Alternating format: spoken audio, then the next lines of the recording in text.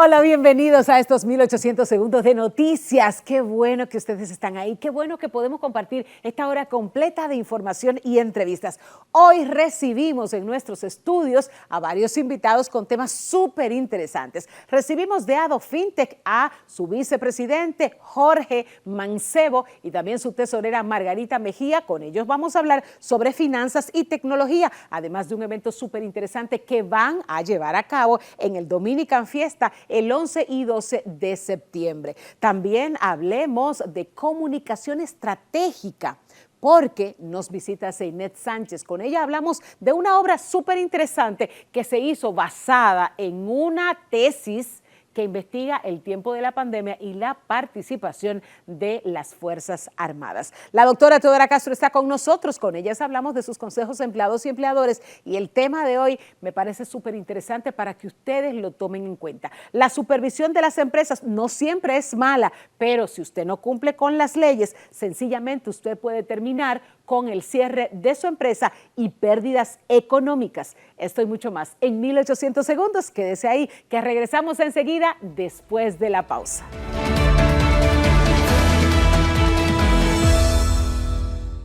Aquí está como siempre con nosotros la doctora Teodora Castro para sus consejos a empleados y empleadores. Y recientemente el Ministerio de Trabajo hizo supervisiones a diferentes empresas. Algunas todavía están suspendidas precisamente porque no tenían el ambiente adecuado para la seguridad de los empleados. Hoy vamos a hablar con la doctora Teodora Castro acerca de las supervisiones a las empresas, las causas y las consecuencias, porque eso es primordial, aunque usted no lo entienda así. Doctora, bienvenida. Hola, Diolka, ¿cómo estás? Muy bien. Bueno, nosotros en estos días, así como usted lo expresa, el Ministerio de Trabajo, que es facultado por el Código de Trabajo precisamente esas supervisiones, esas inspecciones, es una facultad que tiene dicho ministerio, pues lo que puede hacerlo usando sus facultades para visitar las empresas, puede ser también a solicitud del empleador o a solicitud del empleado, o por alguna otra denuncia que haya hecho un proveedor o un consumidor de un servicio. Dependiendo de cuál sea la naturaleza de la empresa, tendrá varias supervisiones.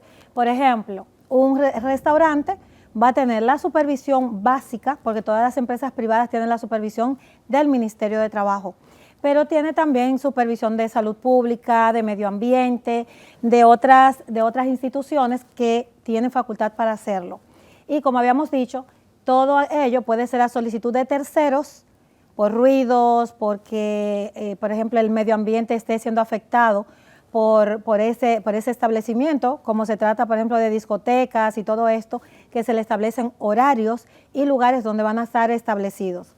Pero sucede que las causas pueden ser precisamente por cumplimiento a las leyes, puede ser por solicitud por violaciones internas en esas instituciones o en esas empresas, que esto va a traer como consecuencia cierre o sencillamente que el levantamiento o el acta que se emita de esa supervisión sea favorable al empresario si ha cumplido con todos los requerimientos de ley.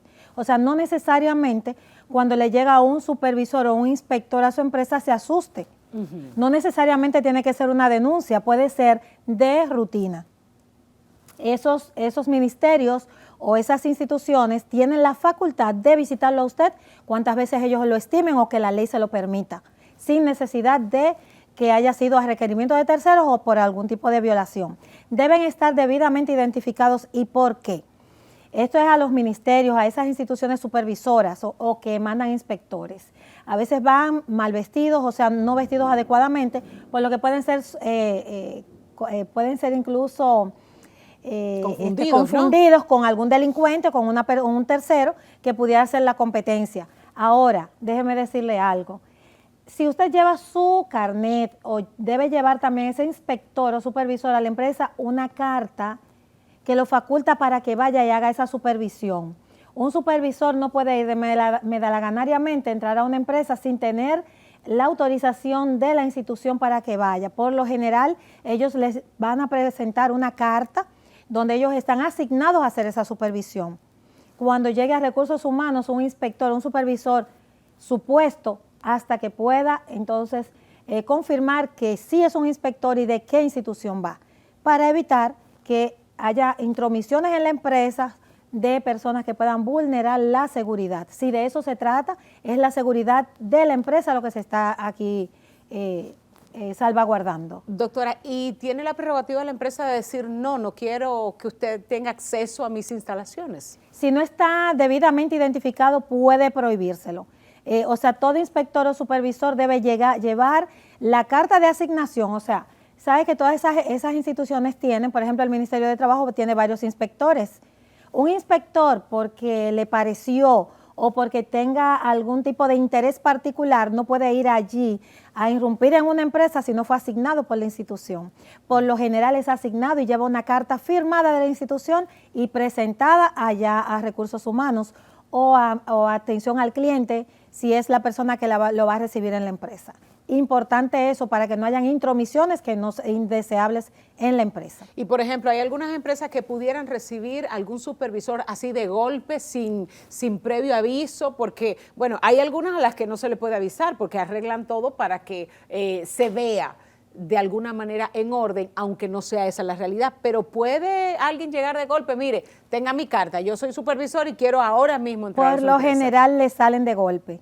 O sea, hay algunas supervisiones que son para poder ver si usted tiene la plantilla al día, si lo que va a supervisar es precisamente que usted esté al día con lo que requiere el ministerio. El ministerio le dice, mire, yo quiero que usted me guarde el libro de visitas, que me guarde tal o cual, y nosotros vamos a ir el miércoles siguiente. Cuando es de rutina, casi nunca van de golpe, sino que llaman a la empresa y le dicen que van a hacer una supervisión, que le tengan tal o cual expediente a mano.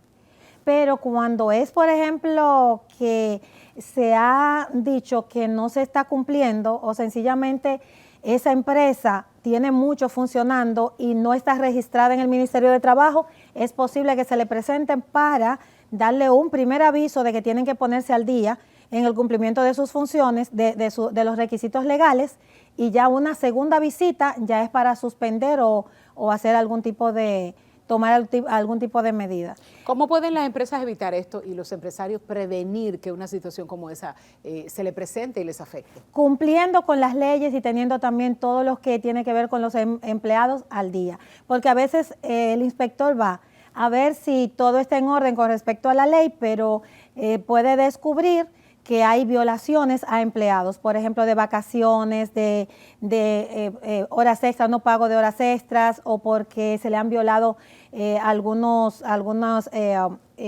cosas de ley, o sea, algunos derechos se le ha violado. ¿Y qué pasa? El inspector puede incluso entrevistar a alguno de los empleados, y eso es de rutina, y puede también descubrir algunas anomalías allí dentro y violaciones.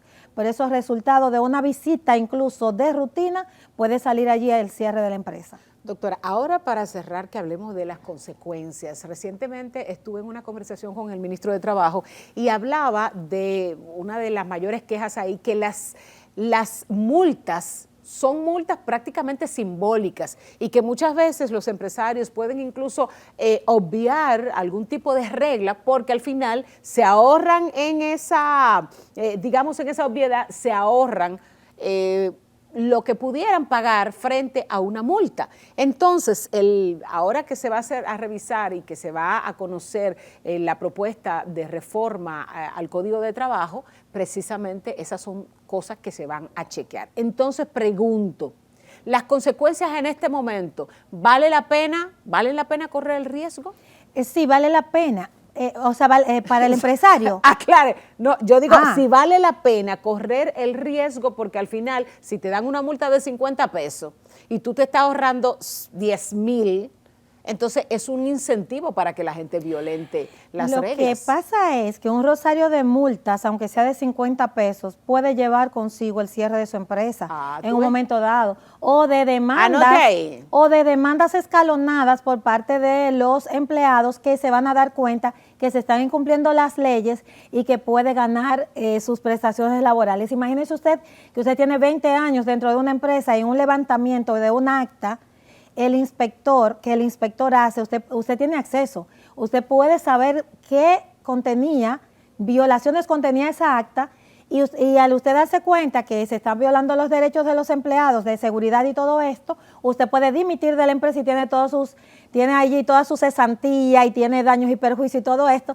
O sea, esas son de las consecuencias que puede tener la empresa de esas demandas escalonadas por violación al contrato de trabajo, por violación a los derechos de los empleados, y entonces sí, usted puede no pagar 50 pesos, sino pagar hasta millones de pesos en daños y perjuicios. Bueno, ya usted sabe que no vale entonces, la pena, no vale la pena correr el riesgo.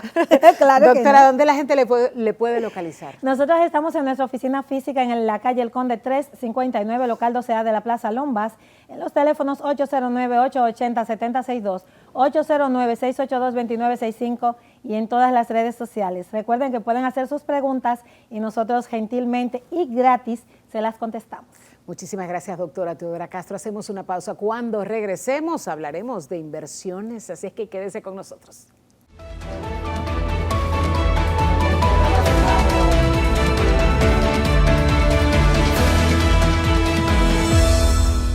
Señores, aquí estamos hablando de finanzas, estamos hablando de EduFintech, educación y tecnología, finanzas y tecnología, y todo eso está correlacionado para que usted mejore su calidad de vida. Y yo, antes de irme con Jorge y Margarita a la pausa, les decía que le iba a dar risa el cuento que le voy a hacer. Cuando a mí me pagaban en cheque, yo disfrutaba recibir, ir a hacer la fila de empleados, ir recibir mi cheque, ver el número, olerlo, y después ir al banco y hacer mi fila y recibir todo ese dinero que pues cuando tú lo ves, aunque sean 3 pesos, tú ves muchos billetes en ese momento. Cuando comenzaron a pagar la nómina por la tarjeta, que solamente me mandaban un correíto para decirme su dinero está en su cuenta, para mí al principio fue traumático. Y tú te preguntas, ¿por qué me traumatiza si me está cambiando la vida? Claro. Ahora, yo recibo ese dinero, inmediatamente le pago a todo el que le debo, y mi dinero queda guardado, no tengo dinero en efectivo, con el riesgo de que me roben, con el riesgo de que me atraquen, con el riesgo de gastarlo incluso en cosas que no necesito porque está en la cartera. Entonces, dime de ese trabajo mental, de ese trabajo psicológico, ¿qué hay que hacer con el ser humano? Mira, uno de los, digamos que de los grandes trabajos que hace EduFintech es la educación. Y la educación primero es para el ecosistema, es decir, las grandes empresas utilizan soluciones fintech, pero también parte de lo que tenemos que hacer es sensibilizar a las personas de que no le tengan miedo a la tecnología, de que no le tengan miedo a este tipo de aplicativos o de empresas que te ponen en contacto con las finanzas a través de la tecnología. Y parte de lo que nosotros hacemos en eventos como el Dominicana FinTech Forum es para que asistan inclusive estudiantes o personas en sentido general que les interese el tema, es justamente saber qué es lo que está en el mercado de República Dominicana y de la región. Pero como tú bien dices, la educación es extremadamente importante, es educar sobre educación financiera, que es una de las más importantes, y educación en tecnología, porque esas dos cosas son el catalizador del desarrollo de las personas y de las empresas en una economía ¿verdad?, en constante desarrollo. Bueno, Jorge y Margarita, yo no puedo evitar meter aquí, cuando hablamos de tema económico, de ecosistema financiero, no puedo evitar tener que meter el tema de la política. Nuestro país hace la diferencia con otros países de América Latina, de donde están huyendo los capitales precisamente por esa inestabilidad política y social. Y República Dominicana ha recibido muchos de esas inversiones que vienen de países que en este momento no se sabe cuál va a ser su futuro, porque políticamente están completamente explosionados.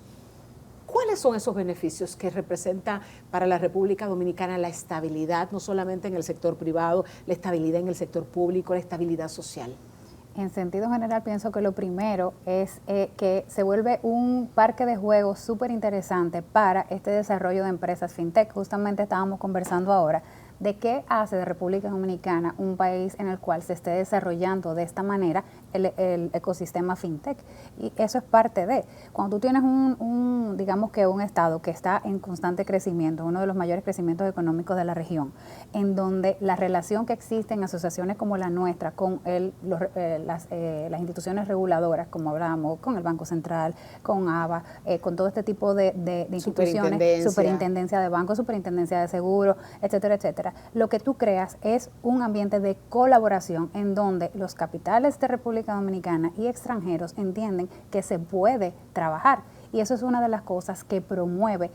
Aquí en República Dominicana hay mucho emprendimiento tecnológico, la gente quizá no lo sabe. Y por eso es que se está dando este crecimiento. Así que pienso que a tu pregunta, justamente eso, lo que tú estás preparando es un ambiente en donde se dan todas las condiciones, tanto desde el sector regulador como del sector privado, para poder hacer ejercicios y poner en práctica todos estos productos innovadores.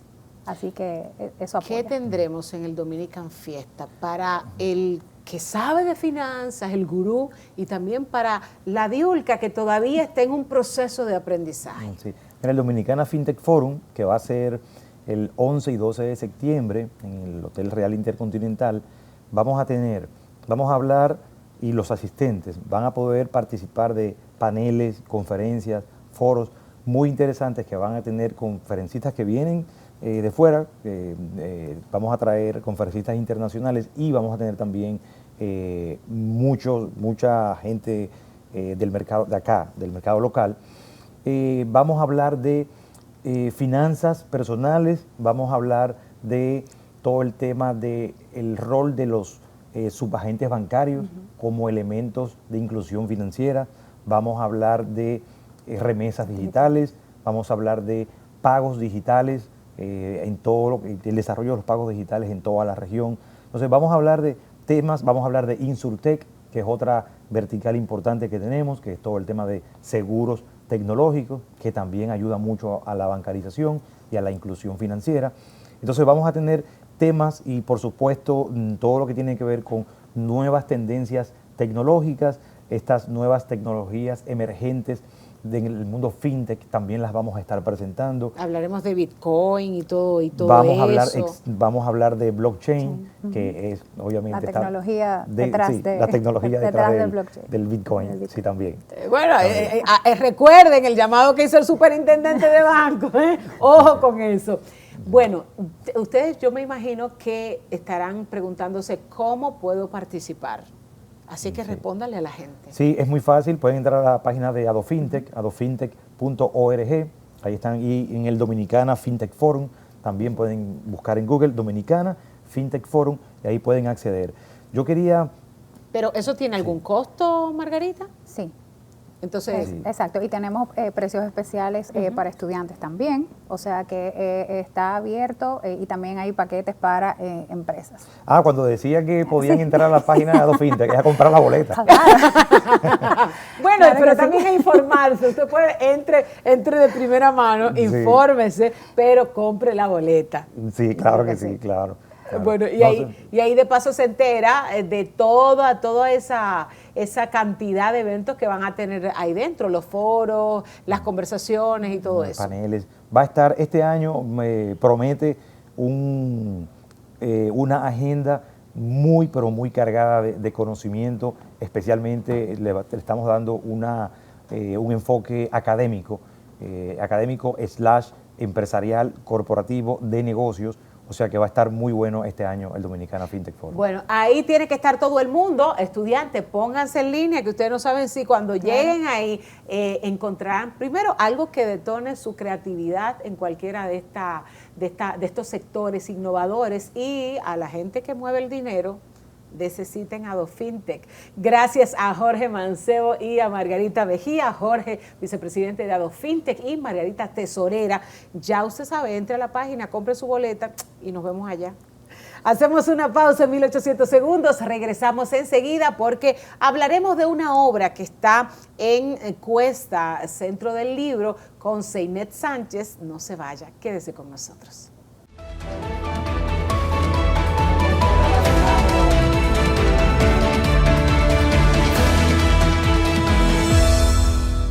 Señores, la comunicación es el punto de partida, pero usted podrá pensar la comunicación en lugares básicos, pero hoy vamos a hablar de la comunicación en el tema de la seguridad sobre todo la seguridad nacional, porque hay una obra que se hizo y está publicada a partir de una tesis hecha en nuestro país, y una mujer que me acompaña hoy con mucha experiencia trabajando con las filas y trabajando con esos organismos que trabajan en la seguridad nacional. Me encanta tener esta conversación con una querida amiga de muchos años, Zeinet Sánchez, periodista y también directora de comunicaciones del Ministerio de las Fuerzas Armadas. Bienvenida. Gracias, Diulka, qué placer poder estar contigo. Gracias por el espacio. Mira, a mí me parece increíble que uno pueda no solamente inspirarse a hacer un libro de una tesis, sino que tú hayas tenido tantos años involucrada en este ambiente y que puedas darle un resultado para que la gente pueda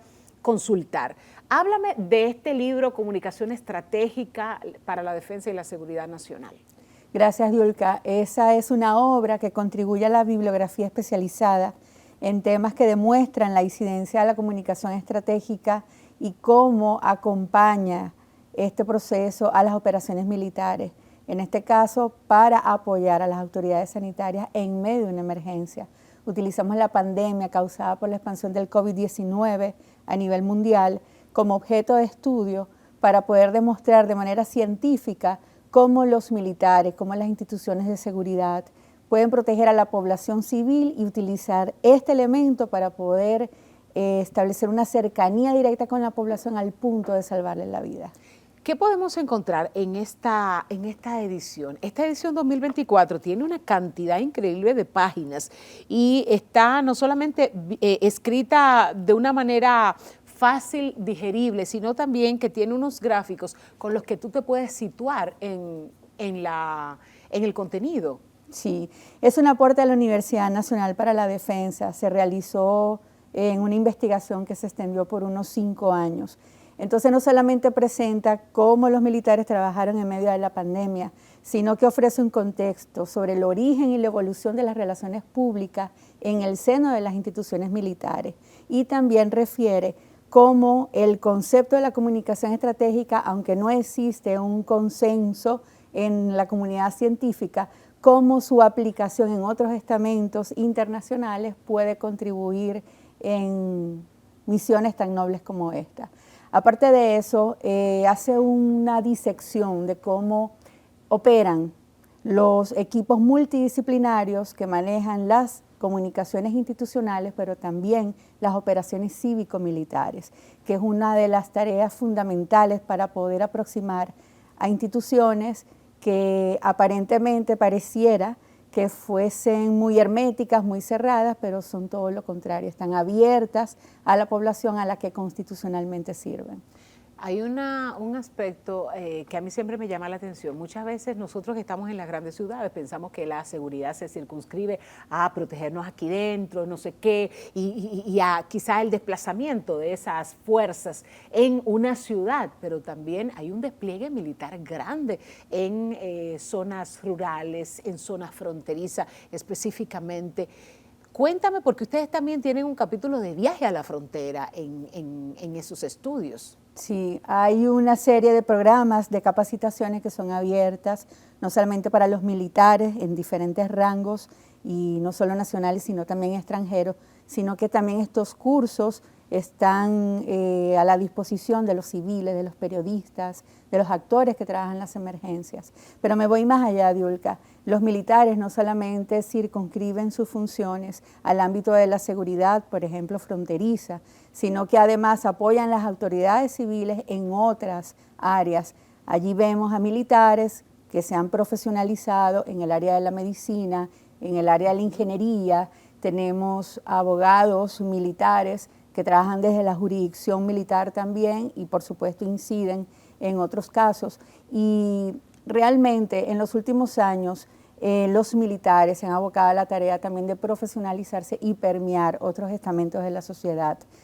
El militar prácticamente es el pueblo, pero vestido de uniforme. Y por eso es que en el tejido social están tan conectados con los propios civiles. Y muchas veces estas tareas se desconocen y precisamente este libro de alguna manera evidencia esa conexión y ese acercamiento cívico-militar que existe, no de ahora, sino desde la misma Constitución de nuestra República. Bueno, y a propósito de que mencionaste la emergencia en la que está basada esta obra, en el periodo de emergencia, muchas veces cuando hay emergencias muy serias, los militares son los primeros que salen a dar la cara, que salen a ayudar. Y qué bueno que mencionas que hay militares que son ingenieros, que son abogados, que son médicos, porque los médicos sí que los conocemos y sabemos la relación. Bueno, hay un hospital de las Fuerzas Armadas, sabemos que es bueno, sabemos que tiene grandes profesionales, pero si también sabemos que hay otros militares que tienen otras disciplinas, la verdad es que los sentimos un poquito más cerca, más metidos dentro de la sociedad. Siempre los militares en una emergencia están en la primera línea de defensa. El caso más visible obviamente son los médicos militares. Allí vemos como el Hospital Militar Central de la Fuerza Armada, que ahora tiene la categoría de ser un militar universitario, porque allí realizan residencias médicas, tanto militares como civiles, de universidades del país. Pero también vemos como, por ejemplo, el Hospital Ramón de Lara, en medio de la pandemia, fue el primer hospital para atender casos de COVID. Y no solamente el primero, Zeinet, sino que uno como civil, lo primero que te decían, nosotros en casa, y recibimos de un amigo, un especialista, nos dijo, si se presenta un caso de COVID, la primera opción es el Hospital Ramón de Lara. Sí. Óyeme, y la verdad es que eso, yo creo que eso lo situó y le ganó el respeto de la población en general. Claro, porque en la fase de prevención y mitigación de esta emergencia fueron los que estuvieron allí para, a través de los laboratorios móviles que se crearon, poder detectar a tiempo cuando los pacientes tenían el COVID-19 y de alguna manera tratar de proteger a la población. Pero luego en la atención y posteriormente en la resiliencia estratégica, ahí estaban los médicos militares para ofrecer esa atención. De hecho, Diulca, el 70% de los pacientes que residen en estos hospitales militares son civiles. Y hoy en día hay 17 residencias médicas en especialidades específicas que antes no existían. Se han invertido cerca de 500 millones de pesos para poder equiparlos, habilitar esta residencia y poder avanzar en la parte también de la medicina. Mira, tú no te imaginas que me estás tocando una fibra sensible, Zeinet, porque yo soy una de las personas que siempre he dicho que debemos sentirnos orgullosos de nuestros militares y que pese a lo que mucha gente piensa, ¿no? Que nosotros tenemos militares comprometidos, nosotros tenemos unas filas militares no solamente comprometidos para defender a nuestro país, sino comprometidos para también aportar a la sociedad si se presenta cualquier situación más allá de las tareas comunes y corrientes de ellos. Así que yo soy de las que me siento muy orgullosa de esos militares y ahora con lo que tú me dices me siento mucho más orgullosa todavía. Zeinet, gracias por estar con nosotros. Ustedes pueden encontrar esta obra, les decía, en Cuesta Centro del Libro. ¿Y dónde más? Sí, también está disponible en las plataformas digitales de la Universidad Nacional para la Defensa. Allí puede la persona descargarla sin ningún tipo de costo, no solamente esta obra, sino otras revistas científicas que tenemos en la universidad. También en la biografía de la cuenta en Instagram, @Zeinet, pueden descargar sin ningún problema nuestras publicaciones. Ah, pero qué bueno. Zeinet, yo no te puedo dejar ir sin que le envíes un mensaje a tus paisanos venezolanos. Eres venezolana, sé cómo amas ese país, a pesar de que te hemos adoptado en República Dominicana porque tienes muchos años y tienes una familia hermosa que también es dominicana. Yo quiero que tú le envíes un mensaje a mis compatriotas. Nacionales. Bueno, sí.